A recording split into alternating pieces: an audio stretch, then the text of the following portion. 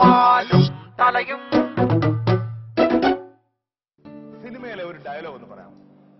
അങ്ങനെ ഒരു സിനിമയിലെ കൃഷ്ണൻ രാധയും അതിലൊരു ഡയലോഗ് എന്ന് പറയാൻ വേണോ? പിന്നെ തീർച്ചയായിട്ടും നമ്മളെ പ്രിയപ്പെട്ട പ്രേക്ഷകർ ആകാംക്ഷയോടെ കാത്തിരിക്കുന്ന ഏറ്റവും പ്രധാനപ്പെട്ട ഒരു കാര്യമാണ് അത്. കാരണം മറ്റൊന്നുമല്ല, അദ്ദേഹം തന്നെ രചനയും സംഗീതവും സംവിധാനവും പ്രധാന നടനും ഒക്കെ ആയി തീർന്ന ആ സിനിമ നമ്മളെല്ലാവരും ആകാംക്ഷയോടെ കാത്തിരിക്കുക. അതായത് ലോകത്ത് തന്നെ മലയാള പ്രേക്ഷകരാണ് ഏറ്റവും കൂടുതലുള്ളത്. ഇനിയിപ്പോ ഹിന്ദിയിലും ചെയ്യുന്നുണ്ട്. ഹിന്ദി തമിഴ് വരുന്നുണ്ട്. മലയാളം, ഹിന്ദി, തമിഴ്. ഇന്ത്യയിലെ ഏകദേശം എല്ലാ മേജർ ലാംഗ്വേജസിലേക്ക് വേണ്ടിയിട്ട് 3 ലാംഗ്വേജിലേക്ക് ചെയ്തൊരു ചിത്രമാണ് കൃഷ്ണൻ രാധയും. അടുത്ത പടവും അത് തന്നെയാണ്.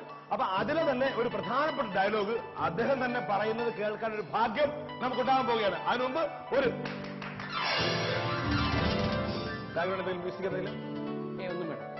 ഒരു കോഴിയുടെ നിറം കറുപ്പാണെന്ന് കരുതി അതിടുന്ന മുട്ടയുടെ നിറം കറുപ്പാണെന്ന് തെറ്റിദ്ധരിക്കരുത്. നീ വലിയവനാകാം എന്ന് കരുതി ഞാൻ ചെറിയവനാണെന്നുള്ള അർത്ഥമില്ല. അതുകൊണ്ട് വീണ്ടും കാണാന്നല്ല, വീണ്ടും കണ്ടിരിക്കുന്നവരാ.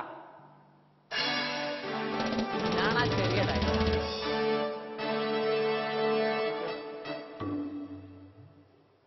ഒന്നുമില്ല. അവർണ്ണനീയം, അവാച്യം, അത്ഭുതം. പേടിച്ചോയില്ലോ സത്യത്തിൽ വരണ്ടോ?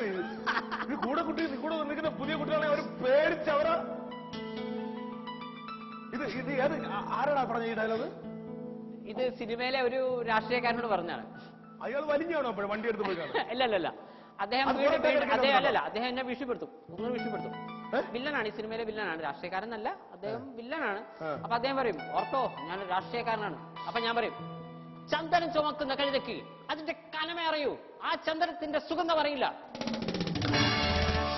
രാഷ്ട്രീയം നല്ലതാണ്, പക്ഷെ നിന്നെപ്പോലുള്ള ചെറ്റകൾ അതിനെ മലിനമാക്കി.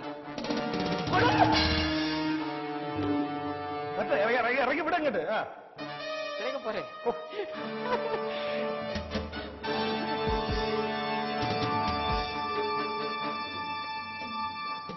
എനിക്കിപ്പോൾ ആഗ്രഹം വേറെ ഒന്നും കൊണ്ടല്ല, ഇത്രയും ഇത് ഒരുപാട് വൈകിപ്പോയി.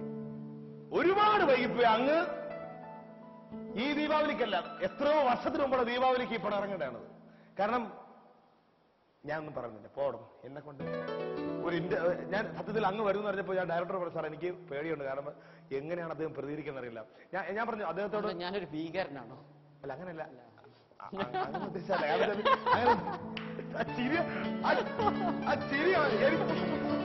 ചിരിയാണെന്നെ ഞാൻ അല്ല എങ്ങനെ പ്രതികരിക്കുന്നു. ഈ ചിരിയാണ് മലയാളി പ്രേക്ഷകന്റെ അല്ലെങ്കിൽ ഓരോ യുവാക്കൾക്ക് പ്രചോദനവും ആവേശവും ഒക്കെ ആയി തീർന്നത് ഈ ചിരിയാണ്.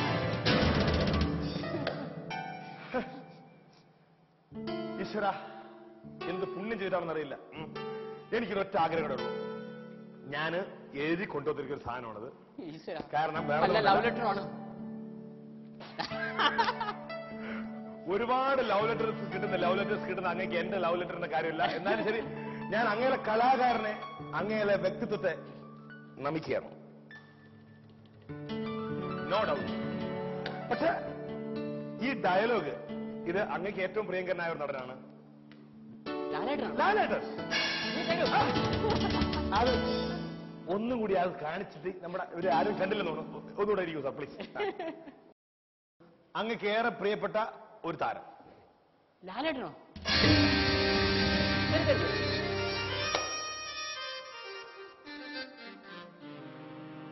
ആറാം തമ്പുരാനിലെ സംഗീതം പഠിക്കുവാനായി ചെല്ലുക, ആ ഡയലോഗ് അതാണ് അത് കൊടുത്തിരിക്കുന്നത്. ഇത് മുഴുവൻ ഞാൻ പറയണം? ഇല്ല, വെറുതെ ലാലേട്ടൻ അപമാനിക്കണം. ലാലേട്ടൻ വളരെ മനോഹരമായി പറഞ്ഞാണ്, ഞാൻ പറഞ്ഞു വെറുതെ കൊള്ളാല്ല. അത്തരം കഥാപാത്രങ്ങൾ ഒരുപക്ഷെ അങ്ങേ തേടി വന്നാലോ? അത്തരം കഥാപാത്രങ്ങൾ ഞാൻ മനസ്സിലാക്കുന്ന അദ്ദേഹത്തിന് മാത്രമേ ചെയ്യാൻ പറ്റൂ.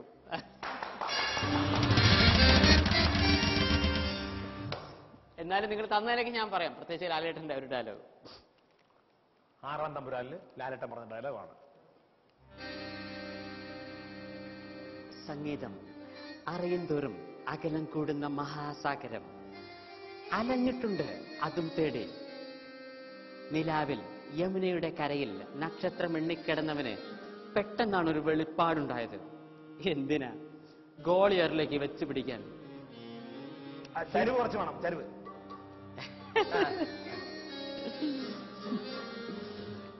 ഹിന്ദുസ്ഥാനി സംഗീതം പഠിക്കണമെന്ന മോഹമായി ചെന്നുപെട്ടത് ഒരു പഴയ സിംഹത്തിന്റെ മടയിലും. ഉസ്താദ് ബാദുഷാ ഖാൻ. മൂപ്പര് നല്ല ഫിറ്റ. എന്താ സംഭവം? അകത്ത് നല്ല ഒന്നാം തരം എ ക്ലാസ് ബാൻഡ്. ചെന്നപാടെ ആവശ്യം അറിയിച്ചു. ദക്ഷിണ വെക്കാൻ പറഞ്ഞു. ഊര് തെണ്ടിയുടെ ഓട്ടക്കീസയിൽ എന്താ ഉള്ളേ? ഒന്നുമില്ല. സംഗീതത്തിന്റെ ആദ്യാക്ഷരങ്ങൾ പഠിപ്പിച്ച അമ്മയെ മനസ്സിൽ ധ്യാനിച്ചുകൊണ്ട് ദർബാരാഗത്തിൽ ഒരു സാധനം അങ്ങ് അലക്കി. ഉസ്താദ് ഫ്ലാറ്റ്.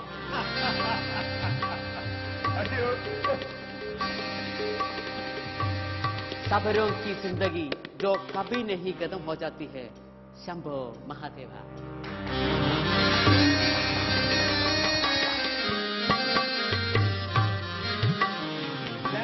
ഞാനൊരു കഥ എഴുതിയിട്ട് അങ്ങേക്കൊണ്ട് സംവിധാനം ചെയ്യിപ്പിച്ചാലോ, അല്ലെങ്കിൽ അങ്ങേക്കൊണ്ട് അഭിനയിപ്പിച്ചാലോ? അപ്പൊ നമ്മുടെ ആ ഒരു കെമിസ്ട്രി എങ്ങനെ ഇരിക്കും? തീർച്ചയായിട്ടും നന്നായിരിക്കും. എന്റെ അഭിപ്രായത്തിൽ എനിക്കിപ്പോ മറ്റുള്ള വർക്കുകൾ വരുന്നുണ്ട്. അപ്പൊ ഞാൻ മനസ്സിലാക്കുന്നത് സംവിധാനം, അഭിനയം, ഈ രണ്ട് കാര്യത്തിൽ മാത്രം 2 പ്രാവശ്യം ചിന്തിച്ച് നമുക്ക് ഏറ്റെടുക്കാൻ പറ്റും. 2 പ്രാവശ്യം ചിന്തിച്ച് ഏറ്റെടുക്കാൻ പറ്റും ഒരു പ്രൊജക്ട്. കാരണം ഞാൻ മനസ്സിലാക്കുന്നത് ജനങ്ങൾ ഇത്രയും ലക്ഷക്കണക്കിന് ആളുകൾ, നിങ്ങൾ പറഞ്ഞു ആദ്യ സിനിമ റിലീസ് ചെയ്യുന്നതിന് മുമ്പ് ഇത്രയും പലയിടത്തും ഫ്ലക്സ് ബോർഡുകൾ വെച്ചു. കുറെ പേര് എന്നെ സൂപ്പർ സ്റ്റാർ ഫ്ലക്സ് ഞാൻ പലയിടത്തും കണ്ടു. നമ്മുടെ സൂപ്പർ സ്റ്റാർ നമുക്കറിയാവുന്ന കാര്യമാണ്. പലരും താരങ്ങളൊക്കെ അവരുടെ ഫ്ലക്സ് വെക്കുന്നതിന്റെ അവർ തന്നെ പൈസ കൊടുക്കുന്നുണ്ട്. പക്ഷെ ഇവിടെ അദ്ദേഹം പോലും അറിഞ്ഞിട്ടില്ല. അദ്ദേഹം നടന്നു പോകുമ്പോ നല്ല പരിചയമുള്ള നോക്ക്. എന്താ അങ്ങനെ എന്താ പറഞ്ഞത്? ഈവൻ എല്ലാ മറ്റുള്ള രാജ്യങ്ങളിൽ വരെ വെച്ചിട്ടുണ്ടെന്നാണ്. മെൽബണിലൊക്കെ നമ്മുടെ ഫ്ലക്സ് ബോർഡ്. അപ്പൊ ഞാൻ പറയുന്ന പോയിന്റ് വെച്ചാൽ, അപ്പൊ ആളുകൾ എന്നെ ഇഷ്ടപ്പെടുന്നതിന്റെ ഒരു കാരണം ഞാൻ മനസ്സിലാക്കുന്നത് വെറൈറ്റിയാണ്. ഏതർ ഞാൻ ചെയ്യുന്നത് ആളുകൾക്ക് ഒരു കലാകാരന്റെ ബേസിക് ആയിട്ടുള്ള ധർമ്മമാണ് മറ്റുള്ളവരെ എൻജോയ് ചെയ്യിക്കുക എന്നുള്ളത്. അപ്പൊ അതാണ് ഞാൻ ചെയ്യുന്നത്. എനിവേ ആളുകൾ ചിരിച്ചോ ആളുകൾ കരഞ്ഞോ നോ പ്രോബ്ലം. അവർ എൻജോയ് ചെയ്യുന്നു, അവരെ എൻജോയ് ചെയ്യുന്നു. അപ്പൊ ആളുകൾ എന്നിൽ കാണുന്നത് ഒരു വെറൈറ്റിയാണ്. അല്ലാതെ എന്നെ ആളുകൾ ഇഷ്ടപ്പെടുന്നത് മറ്റുള്ള ഒരു കാരണം കൊണ്ടുമല്ല. അപ്പൊ മറ്റുള്ളവർ ചെയ്യുന്നൊക്കെ തന്നെയാണ് ഞാനും ചെയ്തെങ്കിൽ വലിയ കാര്യമില്ല. അപ്പൊ അതുകൊണ്ടാണ് ഞാൻ വിചാരിക്കുന്നത്, ഞാൻ നേരത്തെ പറഞ്ഞു ബുദ്ധിയുടെ തലത്തിൽ ബുദ്ധി ആവശ്യമുള്ളത് സംവിധായകന് മാത്രമാണ്. ഒരു സിനിമയിൽ സംവിധായകന് മാത്രമേ ബുദ്ധിയുടെ ആവശ്യമുള്ളൂ. ബാക്കി നടനെ ഒരു സംവിധായകൻ കൊടുക്കുന്ന റോള് ചെയ്യാനേ പറ്റൂ. ഞാൻ പറഞ്ഞ ബുദ്ധിയുടെ ഞാൻ പറയുന്ന പോയിന്റ് വെച്ചാൽ, സ്വന്തമായി നമുക്കൊന്നും ക്രിയേറ്റ് ചെയ്യാൻ പറ്റില്ല. ഒരു തിരക്കഥയിലുള്ള റോളെ ഒരു നടൻ അഭിനയിക്കാൻ പറ്റും. ക്യാമറമാനെ അതാ ഞാൻ പറയുന്നത്. ഇവിടെ അത് കഴിഞ്ഞാൽ ഞാൻ പറഞ്ഞാൽ ക്രിയേറ്റിവിറ്റിയുടെ ആംഗിളാണ് കേട്ടോ, തെറ്റിയായിരിക്കരുത്. അല്ലാണ്ട് മറ്റുള്ളവർക്ക് ബുദ്ധി വേണ്ട, തെറ്റിയായിരിക്കരുത്. അതേപോലെ കുറച്ചെങ്കിലും ക്രിയേറ്റിവിറ്റി കിട്ടുന്നതാണ് സംഗീത സംവിധായകൻ. അദ്ദേഹത്തിന് ഈ പറഞ്ഞ പോലെ ഇയാൾ സംവിധായകൻ എന്ത് പറഞ്ഞാലും സംഗീത സംവിധായകൻ അയാളുടെ ഒരു ഐഡിയയിൽ ഇയാൾ എന്ത് എഴുതി വെച്ചാൽ അയാളുടെ ചില ഐഡിയാസ് ഒക്കെ അതിൽ ഉപയോഗിച്ച് ചില രാഗങ്ങളൊക്കെ നമുക്ക് ചുറ്റപ്പെടുത്താം. അപ്പൊ അതുകൊണ്ട് ബുദ്ധിയുടെ ആംഗിളിൽ ഏറ്റവും കൂടുതൽ ആവശ്യം വരുന്നത് ഡയറക്ടർ. അതുകൊണ്ട് ഞാനൊരു സിനിമയുടെ ഡയറക്ഷൻ ഏറ്റെടുക്കുകയാണെങ്കിൽ 2 പ്രാവശ്യം ചിന്തിക്കണം. കാരണം വെറൈറ്റി വിചാരിച്ചില്ല ജനങ്ങൾ എന്നെ ഇഷ്ടപ്പെടുന്നു. ഞാൻ മറ്റുള്ളവർ ചെയ്യുന്നൊക്കെ തന്നെയാണ് ഞാനും ചെയ്യുന്നെങ്കിൽ ആളുകൾ എന്നെ മടുക്കും. അതുകൊണ്ട് അതേപോലെ ഞാൻ അഭിനയത്തിന്റെ കാര്യത്തിൽ അപ്പൊ ഇത് രണ്ടും ഞാൻ ശ്രദ്ധിച്ച് ഏറ്റെടുക്കും. അതല്ലാത്ത എന്തും ഞാൻ സ്വതന്ത്രമായിട്ട് മറ്റുള്ളവരുടെ വർക്ക് ഏറ്റെടുക്കാൻ എനിക്ക് വളരെ സന്തോഷമുള്ളൂ. നിങ്ങളുടെ വർക്കായാലും ഞാൻ വളരെ സന്തോഷമായിട്ട്